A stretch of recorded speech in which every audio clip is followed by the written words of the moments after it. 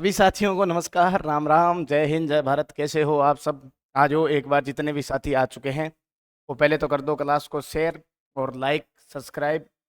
और आज हम तमाम बातों के बारे में जानकारी थोड़ी सी इकट्ठी की है। पूरी रात बैठ के थोड़ा सा प्रश्न भी हल किए थे और थोड़े बहुत अच्छे अच्छे क्वेश्चन भी छांटे कि कौन से अच्छे क्वेश्चन डाले हैं, किस पेपर में किसका वेटेज ज़्यादा रहा है, ये तमाम बातें की थी। अब देखो, अपना आज का टॉपिक है कि जिन प्रश्नों में टाइपिंग मिस्टेक है उनका क्या होगा।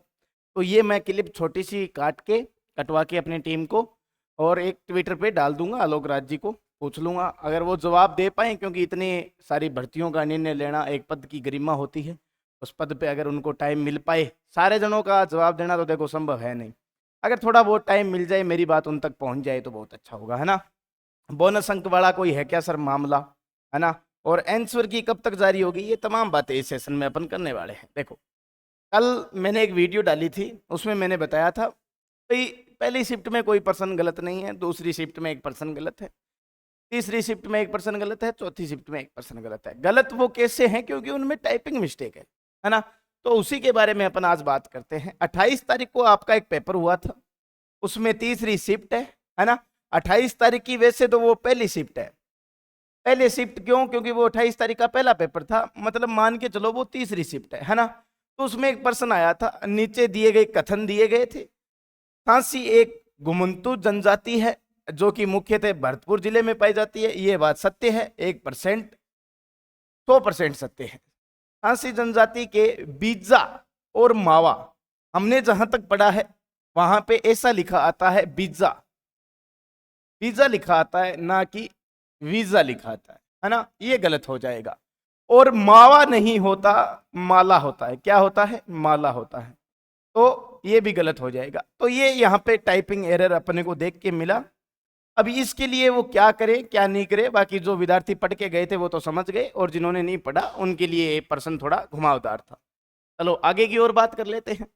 एक प्रश्न आपके 28 तारीख को और आया था। 28 तारीख की जो चौथी शिफ्ट है, यानी मान के चलो इसकी वो दूसरी शिफ्ट होगी। चौथी शिफ्ट में एक पर्सन आया था 67 नंबर। कौन सा? 67 नंबर क्वेश्चन है। उसमें जो इंग्लिश है ना पर्सन की, वो तो राइट है, और हिंदी जो है ना वो थोड़ी सी रोंग है। तो इस पर्सन के विषय में आलोक राज जी आप थोड़ा सा निर्णय लें कि ये इसका क्या होगा। आगे और बात करूं तो एक प्रश्न है कि राजस्थान राज्य भारत में कुल ऊन उत्पादक का लगभग कितना प्रतिशत है। तो इसमें ऑप्शन तो सारे 30, 40, 50 दे रखे हैं, पर जो रियल में इसका उत्तर है 47.98। राजस्थान के बाद जम्मू कश्मीर, गुजरात, महाराष्ट्र और हिमाचल प्रदेश का स्थान है, जिसका उत्पादन का रेशियो है 85.54। अगर मैं रीजनिंग पढ़ा रहा हूं लगातार कुछ सालों से, अगर मैं मान के चलूं 47.98 को लगभग अपन मान के चलें, अगर आपको ऑप्शन देना था तो आप 48 देते तो भी बच्चे कर पाते, है ना। तो इसमें से कोई ऑप्शन नहीं, एक ये सवाल था, ये दूसरी शिफ्ट में आया था। ये तमाम बातें, और ये मेरे हेल्पलाइन नंबर है। अगर आपके ध्यान में और कोई सवाल आए तो आप इस पे क्या करो, व्हाट्सअप कर देना, मैं और उस सवाल पे क्या है विचार विमर्श कर लूंगा।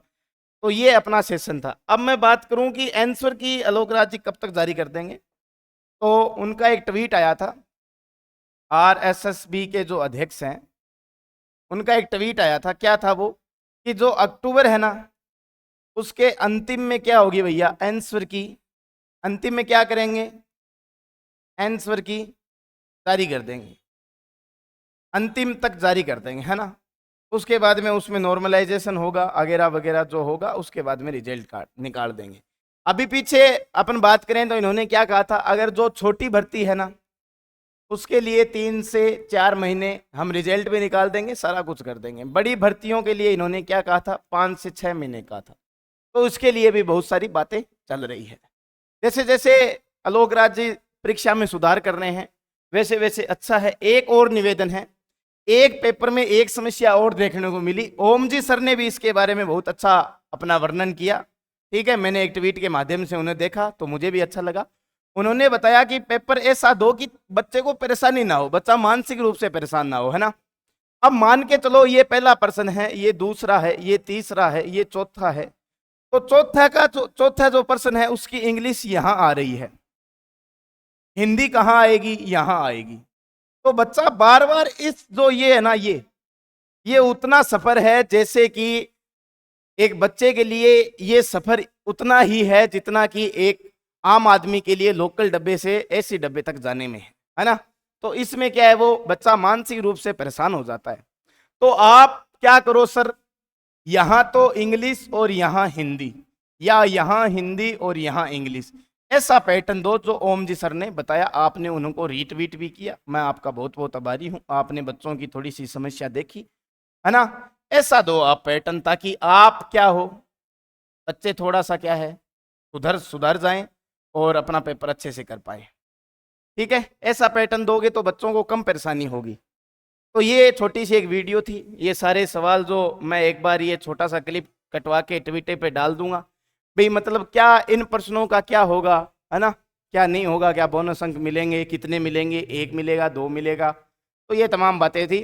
अभी तक किसी ने इस अकाउंट को सब्सक्राइब नहीं किया, वो पहले सब्सक्राइब कर दें, लाइक कर दें, और जो सब्सक्राइब करने के बाद नोटिफिकेशन वाला बेल आइकन है उसको ऑन रखें, ताकि हमारी जितनी भी वीडियो के नोटिफिकेशन आप तक साझा हो सके।